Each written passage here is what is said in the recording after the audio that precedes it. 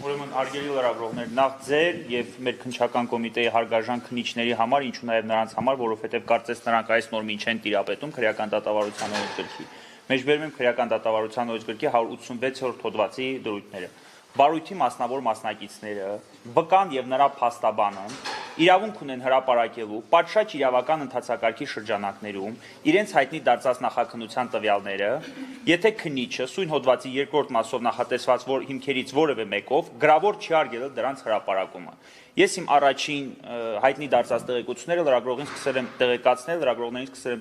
14:00-ին։ Անմիջապես էջեպազրույցից հետո 14:23-ին քննիչը բանավոր եղանակով ինձ զգուշացրել է նախաքննական տվյալները հրապարակելու անթույլատրելիության մասին։ Այնուհետև գրավոր եղանակով այդ մասին հրապարակել է 16:10-ին։ Հետևաբար մինչև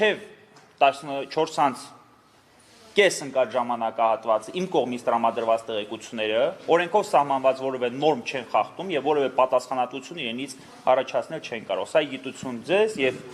քննչական կոմիտեի հարգարժան քննիչների, որովհետեւ կարծես թե նրանք շատ ծանր են տարել այն տեղեկությունները, որոնք ես տրամադրել եմ լրագրողներին։ Կրկնում եմ, այդ պահի դրությամբ ես ոչ բանավոր եւ ոչ էլ գրավոր եղանակով զգուշացված չէի նախաքննական տվյալները հրապարակելու անթույլատրելիության մասին։ Ինչ վերաբերում է ընդհանուր արդյունքին, ընդհանուր այսօրվա ճակերտներում իրավական, բայց իրականում քաղաքական process-ին, դրանց գնահատականը կարող եք տալ ուսումնասիրելով ISAF-ը։ Տեսեք։ Ինչ են հայտնի։ Սա հիմա ինձ թվում է բոլորիդ համար տեսանելի է։ Սա փրկարարության մեր աշխատողների միջոցով բացել են եւ հայտնաբերել են ուշադրություն դատարկ թղթապանակների։ Բացի դատարկ թղթապանակներից հայտնաբերել են 1 թուղթ Ազատ Արցախ թերթը։ Սա է թուղթը։ Այս սա է տեղադրված։ Քննչական կոմիտեն այսօր խուզարկություն է կատարել փրկարարների աշխատանքը, փրկարարների ներգրավել այս աշխատանքին, որպեսզի ջարդի է սեյֆը եւ տեղից դուրս բերի Ազատ Արցախ թերթը։ Եվ այս դատարկ թղթապանակները։ Հետո թողեցին այսպես, այս գույքի փչացման համար ով է պատասխանատու, դեռ կպարզենք, այս Ազատ Արցախ թերթն է չարգրավեցին, շնորհակալություն չարգրավելու համար, թողեցին եւ գնացին։ Այս ամեն ինչը միթե ես պիտի որակեմ որպես քաղաքական գործողություն, որը այսօր իրականացվել է, կամ արշավի շարունակություն, որը իրականացվել է շարունակում է իրականացնել Արցախի ներկայացության նկատմամբ։ Եվ կարծում եմ բոլորդ էլ հասկանում եք, որ ամենևին պատահական չէ, որ Արցախյան Հանրապետության Սահմանադրության օրվան նվիրված եւ արցախցիների հուզող ու վերադարձի հարցի հետ կապված կազմակերպված խորհրդանական լսումների անմիջապես հաջորդ օրը ներկայացությունում ժամը 12:00-ին սկսում եւ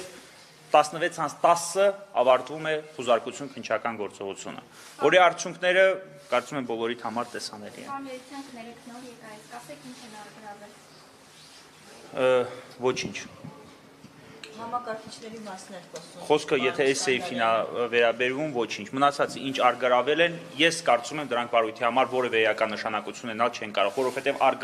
արգրաված ապրանքները թե որքանով են վերաբերելի կամ նյութերը որքանով են վերաբերելի կոնկրետ այս գործողությանը, կոնկրետ դատարանի կողմից թույլատրված արգրավող նյութերին, դա դեռ պետք է պարզվի։ Մենք ամեն դեպքում զգուշացրել ենք, որ այն նյութերը, որոնք դուք արգրավում եք, վերաբերելի չեն, որովհետև մենք տիրապետում ենք դրանց բովանդակության, օրինակ համակարգչի հետ կոշտ սկավառակները։ Մենք տիրապետում ենք, որ այդտեղ արկա ինֆորմացիան վերաբերելի չէ։ Վերաբերելի չէ կոնկրետ այն բարույթին, որի շրջանակներում այսօր իրականացվել է խուզարկությունը եւ որը դատանը թույլատրել է։ Դե նրանք տարել են, որպեսզի պարզեն վերաբերելի է թե վերաբերելի չէ։ Ես մեկ անգամ ասել, մեկ անգամ եւս ասում եմ։ Եկել են այնպիսի բովանդակության փաստաթղթերի հետևից, որոնք ըստ էության իրենից ներկայացնում են, չգիտեմ, ինչ-որ գործարքների վերաբերյալ տեղեկություններ, տնտեսական շարժի վերաբերյալ տեղեկություններ, բայց Արցախյան Հանրապետության ներկայացության շենքում արկա են օրինակ ես նշեցի, քննիչները հայտնաբերել են զոհված անձանց վերաբերյալ տվյալները, հատուկ ծառայողների, ովքեր պատերազմական գործողությունների մասնակցել եւ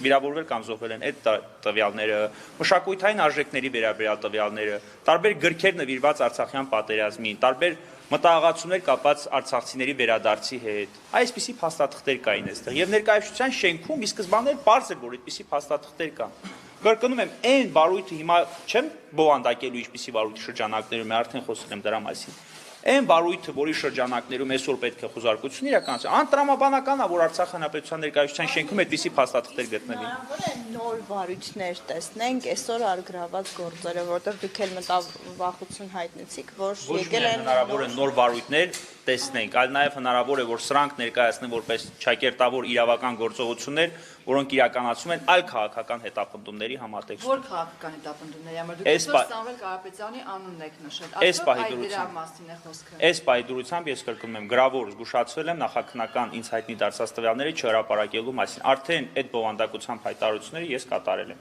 Ինչ վարույթի շրջանակներում, ինչ փաստական տվյալների հիմք ընդունելով է դատարանը կայացրել նման որոշում եւ ինչ վարույթի շրջանակներում են